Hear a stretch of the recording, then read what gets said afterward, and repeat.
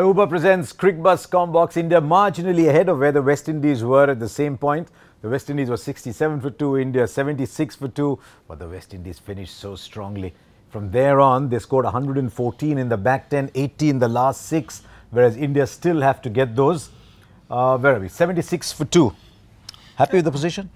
Would have liked to be another 10-15 runs more, but because you've got wickets in hand and Shikhar still there, 2 left-handers, there's 6 overs of spin left. Yes. And I think West Indies have been smart. One, they were not very smart to start with the spin, because they could have used those 2 overs as well in the middle where the field is open, but they still have 6 overs. So if they use those 6 overs, you lose a wicket, suddenly the game could turn. It's interesting as well because they opened with Hari Pierre, and he was picking the ball in, bowling short. But because there's 2 left-handers, they haven't got Fabian Allen in, but they've got a couple of good overs out of Kieron Pollard, who's slowing it down. He's bowling a good pace.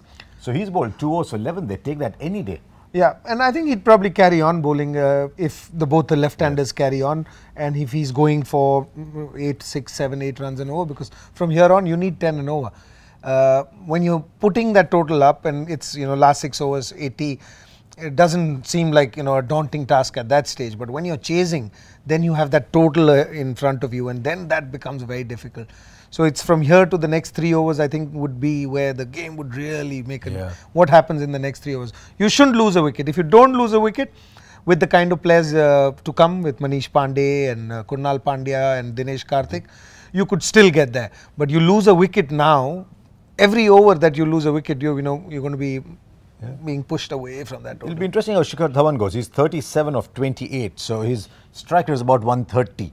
But if he's got to play a longer innings, he's got to get that strike rate up 140, 145, isn't it? Or he has to stay away from strike. He can carry on even getting 1 every ball, and if he plays say another 20 balls from here till the end and gets 25, and the others get to bat the other balls, then it's okay. But if he happens to play another, say 30 odd balls out of the 70, 66 left, or now 60 left, right? Yes. So if he plays 30 balls and then he scores at that strike rate, that's going to put a lot of pressure on the other guys. Now, most of the time we start off by looking at the difference between runs and balls. It was 60 to start off with. It's come down to 40. That's about 10 behind. It should have come down to 30 according to you, but then towards the end you can always get those. On a game like this, minimum would have been 30, but more, because the openers, when they went in, they had only 2 fielders outside that circle. The ball is still hard. This is a turning track. So I feel that you've got to score more runs at the top. So if, say, you've had the best of first 10 overs and you're still batting there and you've covered only 10 balls or 20 balls out of 60 that you need to cover, 60 runs, sorry.